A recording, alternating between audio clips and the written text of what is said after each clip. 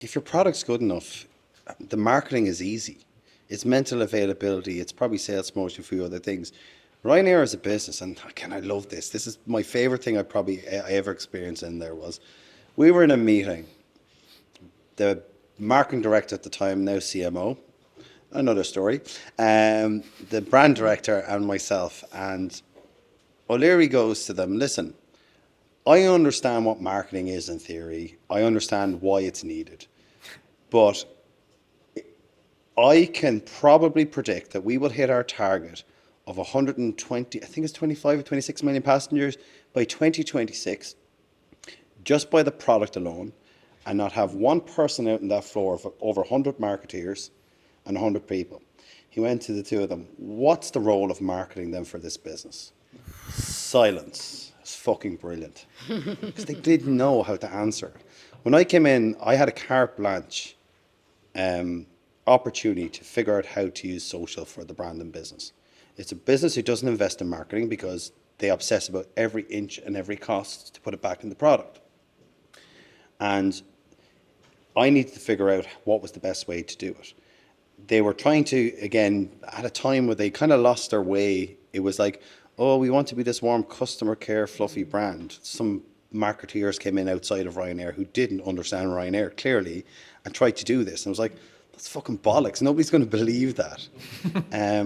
So something had to be done. So I was asked to develop a strategy, figure out what's the type of team and how do we carry it forward. Now, again, I'm not going to take credit for completely transforming Ryanair's marketing.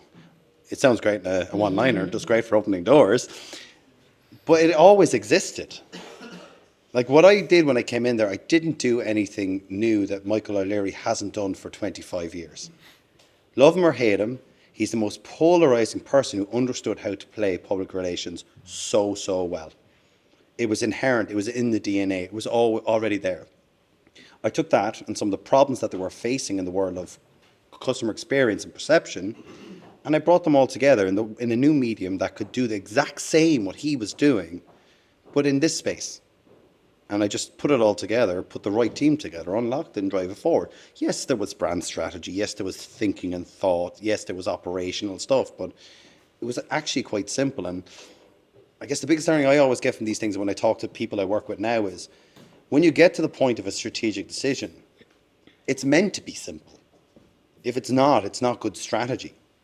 It needs to be something that's actionable and something that is different than what everybody else is doing, that you give a perceived value in order to get value back from people. So it had to come to a point where it was that simple. It was over-engineered. If it was doing what everybody else was doing, it was going to blend in and be just this vanilla corporate bullshit everybody else does. So what did you say? You're like, right, here's the strategy. We're doing X. What was it?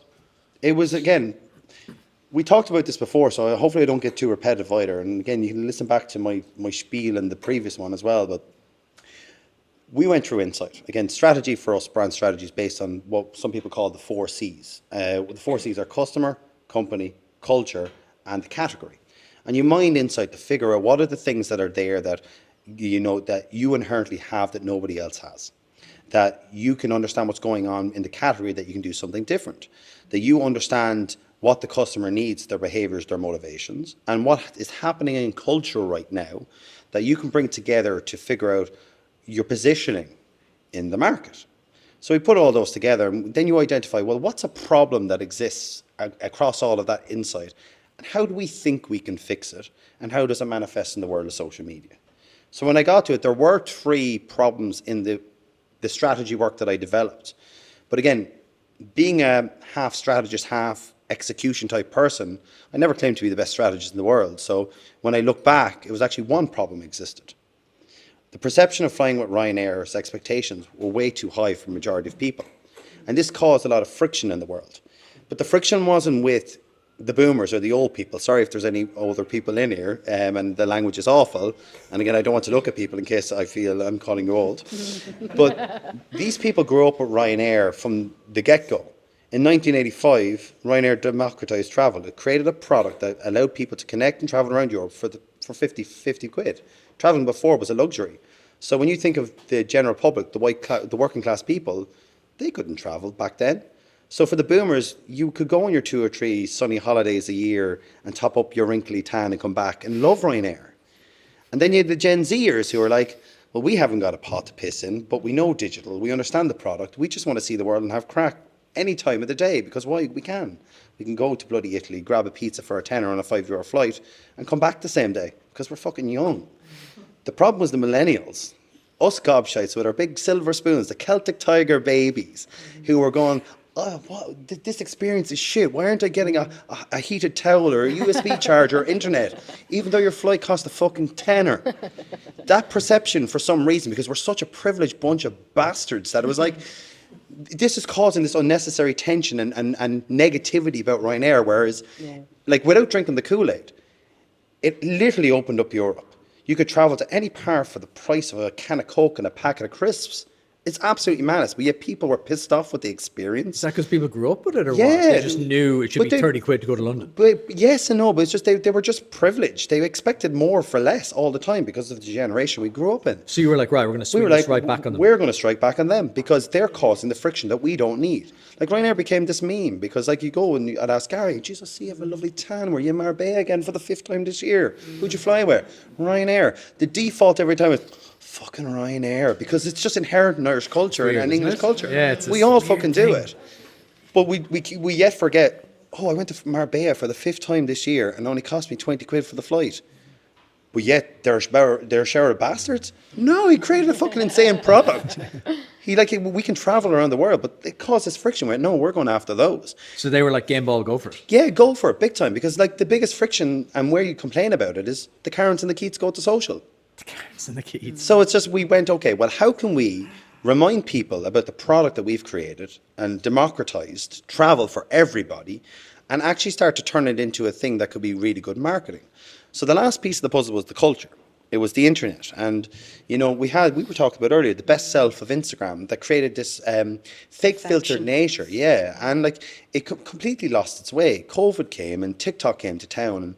And TikTok has become, a breath of fresh air for social media because people were tired, and more importantly, the younger generations, of this fake self. They wanted real. So much crap was going on in the world that they were sick of people trying to be the curated best self, and they wanted real. They wanted trauma bond together on the internet. And we went, well, if we take this tone that we had, if we take the needs and wants and that want for like unpolished real content, and then if we turn the biggest annoying group of people and the friction they have into entertainment while educating them on the Ryanair model, we might be onto something here. Now, we did lots of other stuff where we tried to, again, grab attention like O'Leary would have done in the olden days over, topics that were going on in the world, like shitting all over Eamon Ryan. He does left, right and centre, pissing off Don't talk to me teachers. about Eamon Ryan. We were... I'm definitely going to fucking ask you now.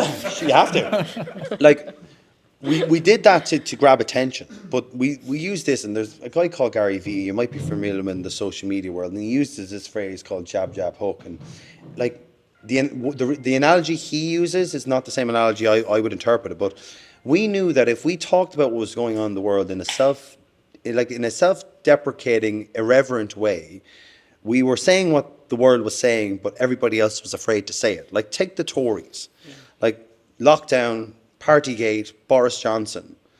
Nobody was really saying that you've made us stay indoors for years, and yet you shower of bastards are doing what you're doing.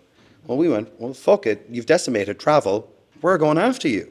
Now, at that time, like, I didn't have the permission we had after that. That's what I was going to ask you. That was the come to Jesus moment. Like, that was like, I don't know if you remember in the UK, they had this table for like the levels of COVID permissions, and it went out. And I don't know if you've seen the piece of content we did on it, but we did the right-hand side version where we actually did our interpretation of the Tories rules. And one of those lines were off their tits on it, like, and a brand coming out with this, and we went out with it. And like, when that went live, like, my boss came up over the desk and he's like, what the fuck have you done? And I was like, just stick it out. If it works, great. If it doesn't, let's talk about it then. And it just completely exploded, and we went again. But like, why was that one in particular important? Because at this time, O'Leary knew nothing about what we were doing. Eddie Wilson knew nothing. Like, this is just happening. I had the freedom to figure this out. Right. But the turning point for us was when that went live, the next day the Financial Times wrote a full-page article about that post, about brands need to be more Ryanair. And again, why is that important? We'll get to in a second. 4 or 5 days later, the Sunday Times put that little old piece of social media content in page 7 print of the Sunday Times UK on what we did. Why is it important? Because Michael O'Leary's not on social media like us. The investors are not on social media like us. The investors read the Financial Times and the Sunday Times. And we got eyeballs with the most influential people. And when that happened, that was printed out and there was a handwritten note put on our table going, great job, keep it up, from O'Leary and from Eddie Wilson, because he knew that we knew his style of marketing and what was right. And that was literally like the papal smoke coming up. Off you go, lads. And we took it forward from there.